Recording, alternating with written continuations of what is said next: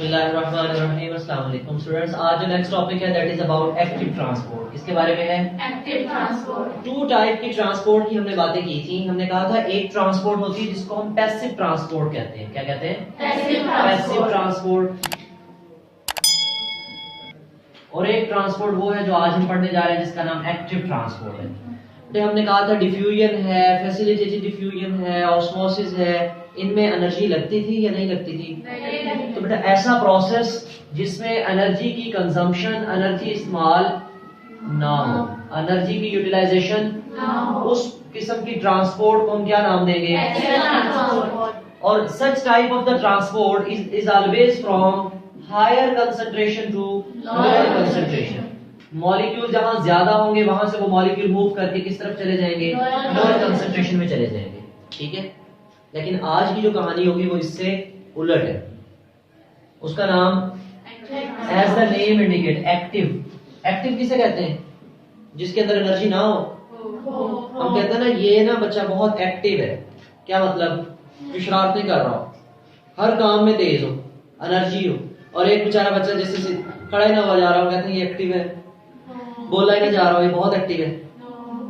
जैसे आप में से किसी की एनर्जी कम हुई होती है ऐसे। बेटे एक्टिव ट्रांसपोर्ट ऐसी ट्रांसपोर्ट का मतलब है ना ट्रांसफर करना है हमने मॉलिक्यूल्स को from one place to another place. लेकिन उसमें हमने खुद ब खुद मॉलिक्यूल जाएंगे या एनर्जी लगानी पड़ेगी? एनर्जी लगानी पड़ेगी। इसका मतलब हम इसकी मूवमेंट की बात करते हैं। हम कहते हैं अब कहां से कहां मॉलिक्यूल्स मूव करेंगे? Movement of molecules. Movement of molecules. Molecules क्या करेंगे? मूव करेंगे बेटे कहां से कहां?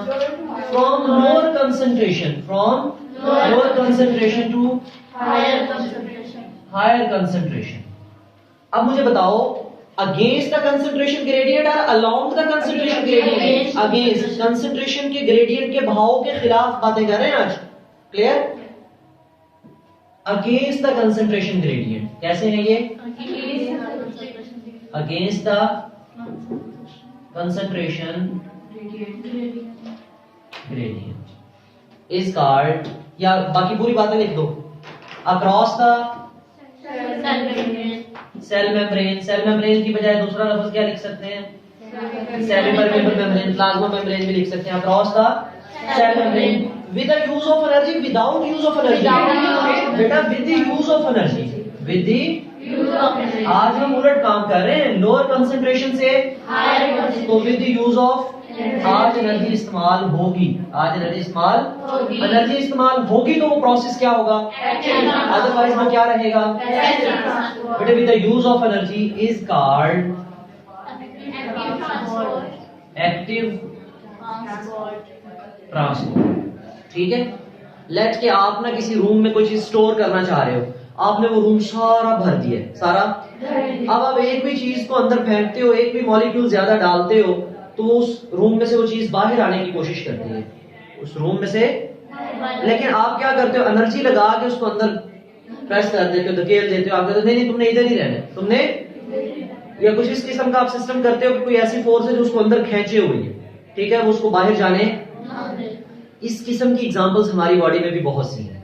फॉर एग्जांपल आपकी बुक में जो एग्जांपल दी है बच्चा, वो नर्व सेल की दी है। किसकी दी है? नर्व सेल की। जरा गौर से बातें समझनी है। आपको पता है नर्व सेल हमारी बॉडी में किस लिए है? नर्व इंपल्स की ट्रांसमिशन के लिए। किसकी ट्रांसमिशन के लिए? उसमें से हमने नर्व इंपल्स मैसेज भेजना होता है ना, एक सेल से रिसेप्टर से कोऑर्डिनेटर तक। ठीक है, यदि आप किसी ठंडी गर्म चीज को हाथ लगा रहे हो तो आपके हाथ से मैसेज ब्रेन तक जाएगा, आपको पता चलेगा ये चीज ठंडी है या गर्म है। तो कौन मैसेज लेके जाता है? नर्व सेल्स लेके जाते हैं। और उस किस शक्ल में मैसेज जाता है? क्या हर वक्त ये मैसेज जा रहा होता है? नहीं, हर वक्त तो नहीं जा रहा होता। जब आप किसी चीज को टच करते हो तो तभी ये मैसेज आता है ना।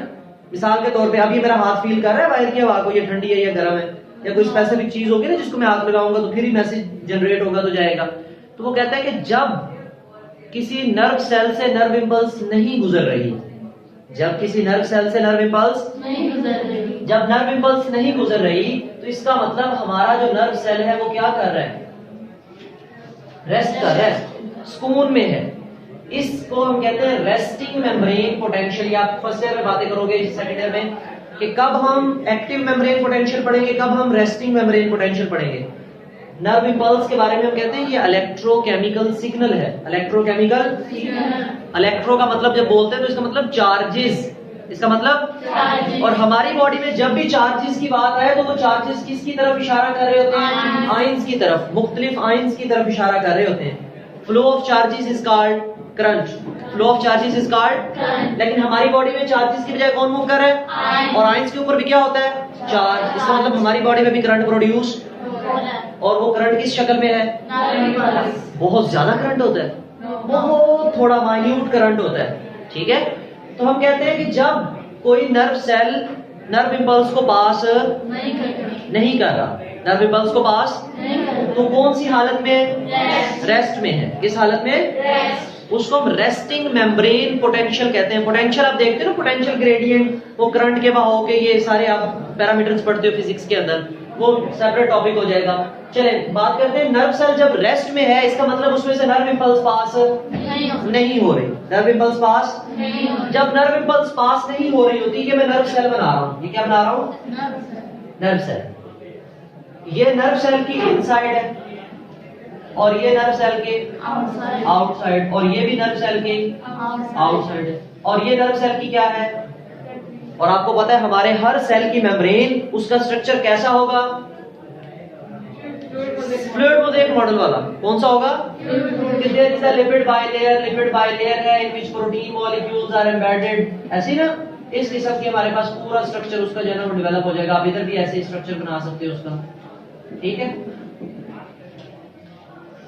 अब बातें समझनी है।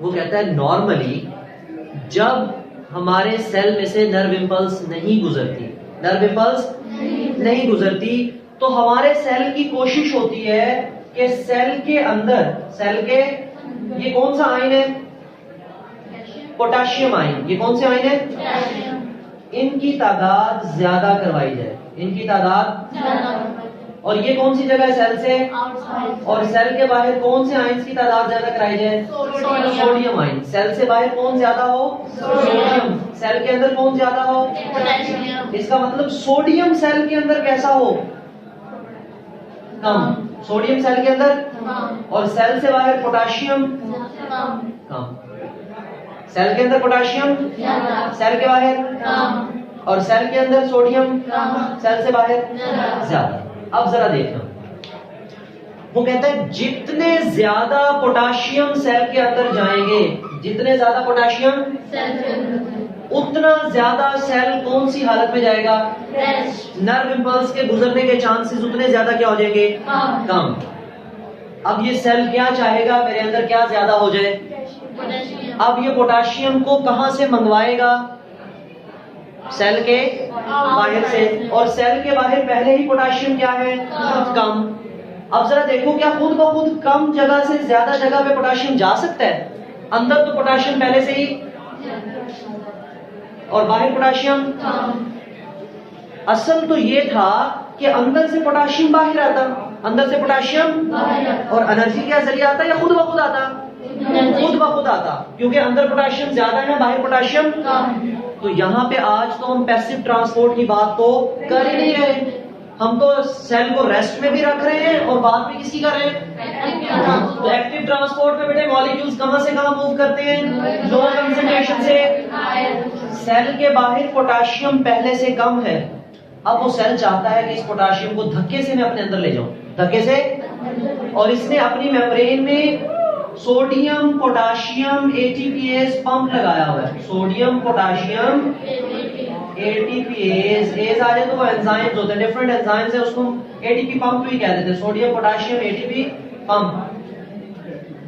ये मूव करता है पंप, और जब पंप चलता है तो इसके चलने के लिए एनर्जी चाहिए, क्या चाहिए, एनर्जी। तो हमने पढ़ा कि एक्टिव ट्रांसपोर्ट में एनर्जी यूज होती है या नहीं होती, होती है। With the use of energy, energy लगेगी, यहाँ पे जो पंप लगा हुआ है वो घूमेगा, बाहर पोटेशियम कम है तो यहाँ से पोटेशियम को उठा उठा के कहाँ फेंकेगा, सेल के अंदर, और और सेल क्या चाहता है कि अंदर पोटेशियम क्या, सोडियम क्या रहे और बाहर सोडियम क्या रहे। तो सोडियम को सेल के अंदर मंगवाना चाहिए या अंदर से बाहर निकालना चाहिए? अंदर से बाहर निकाल देना चाहिए। और जब ये पंप चलेगा ये बाहर से पोटेशियम को अंदर धकेलेगा और सोडियम को, और सोडियम भी लो कंसंट्रेशन से कहाँ आ रहा है? तो बेटे जब भी मॉलिक्यूल्स लो कंसंट्रेशन से हाई कंसंट्रेशन की तरफ मूव कराएंगे एनर्जी यूज होगी नहीं होगी? होगी। तो वो एनर्जी कौन यूज कर रहा है? असल में ये एटीपीएस पंप एटीपी की फॉर्म में एनर्जी यूज कर रहा है। इसलिए हम इस किस्म की मूवमेंट को क्या नाम देते हैं? Active transport. कि पहले से ही मॉलिक्यूल अंदर ज्यादा है, हम और ज्यादा करना चाहते हैं तो और ज्यादा अंदर लेके जाने के लिए हमें क्या लगानी पड़ती है? एनर्जी लगानी पड़ती है। और ये कहानी कब की है? लेकिन अगर इस सेल में से नर्व इंपल्स गुजरेगी, नर्व इंपल्स, तो ये आपने इतनी मेहनत करके जो पोटेशियम अंदर ज्यादा किए हुए तो वो पोटेशियम को कहाँ मूव कराना पड़ेगा आपको? और अंदर से बाहर से किसको मंगवाना पड़ेगा? सोडियम को। तो जब बेटे सोडियम बाहर से अंदर जाए और पोटेशियम अंदर से बाहर आए तो उस वक्त इस सेल में से क्या गुजरेगी? Nerve impulse. जब ये चार्जेस मूव करेंगे, जब ये चार्जेस उस वक्त ज्यादा चार्जेस मूव करते हैं, इसलिए करंट प्रोड्यूस होता है। क्या प्रोड्यूस होता है? उसी चीज का नाम क्या होता है? बुक्स निकालो, रीडिंग करें। पेज नंबर है बेटे 73। Active transport it is the movement of molecule from an area of lower concentration to area of higher concentration. This movement is against the concentration gradient. This requires energy in the form of ATP. In this process, carrier protein of the cell membrane में जो protein है, और उस protein को हमने नाम क्या दिया बच्चे? Sodium potassium ATPase pump. ये कैरियर प्रोटीन है। ये क्या है? तो इसको लेके जाने के लिए क्या चाहिए? फिर एनर्जी चाहिए। वो कहता है कि cell membrane uses energy to move the molecule against the concentration gradient. For example, membrane of the nerve cell have the carrier protein in the form of sodium potassium pump, और उसका नाम क्या होता है? Sodium potassium ATPase pump. In the resting stage, जब हम rest की बात कर रहे होते हैं, रेस्ट का मतलब non conducting the nerve impulse, जब नर्व इंपल्स गुजर नहीं रही तो नर्व सेल दिस पंप, ये जो पंप लगाया हुआ हमने, स्पेंड्स एनर्जी लगाता है किस शक्ल में? In the form of ATP to maintain the higher concentration of sodium and lower concentration of potassium inside the cell. Cell के अंदर पोटेशियम ज्यादा और सोडियम। फॉर दिस पर्पस, इस मकसद के लिए, दिस पंप एक्टिवली का मतलब एनर्जी खर्च करके, एक्टिवली मूव्स द सोडियम को मूव करता है। कहां से? अंदर से बाहर या बाहर से अंदर? अंदर से बाहर। सोडियम को अंदर से निकाल देना है, सोडियम को अंदर से निकाल देना है। सोडियम को निकाल देता है from the cell where they are already in higher concentration. देखो अंदर सोडियम कम थे, बाहर वो कहता है सोडियम को निकाल रहा है। कहां? जहां सोडियम पहले से ही क्या है? ज्यादा है। और दूसरी तरफ क्या है? कम। तो इसलिए उसको क्या लगानी पड़ी? एनर्जी। चलिए, similarly this pump moves the potassium को मूव कराता है। कहां से कहां? फ्रॉम आउटसाइड टू, बाहर से अंदर मंगवा रहा है। और अंदर वेयर, किस जगह मंगवा रहा है? जहां पे पोटेशियम पहले से क्या है? ज्यादा है। Where they are in higher concentration. So that's why इस प्रोसेस में क्या यूज होती है? एनर्जी यूज होती है। आपके पास ये पूरी डायग्राम बनी हुई है, आप देख रहे हो। एक साइड, नीचे वाली साइड को इनसाइड द सेल लिखे, ऊपर वाली को आउटसाइड द सेल लिखे, और उसने सेमी परमेबल मेम्ब्रेन बनाई है, प्रोटीन बनवाई है। और आपने पढ़ा था जो चार्ज मॉलिक्यूल्स होंगे वो फैसिलिटेटेड डिफ्यूजन के जरिए मूव करेंगे। किसके जरिए? तो कुछ फैसिलिटेटेड डिफ्यूजन की टाइप्स कैसी भी होती हैं? अगर उसमें एनर्जी नहीं लग रही तो वो कौन सी होगी? और अगर एनर्जी लग रही है तो एनर्जी कब लगेगी? जब अलोंग द कंसंट्रेशन जाएंगे, अगेंस्ट। जब अलोंग जाएंगे तो एनर्जी, और अगर अगेंस्ट जाएंगे तो फिर एनर्जी लगेगी। क्लियर? मुझे वो टॉपिक में कोई क्वेश्चन हो तो आप कमेंट सेक्शन में पूछ सकते हो। Thank you, Allah Hafiz.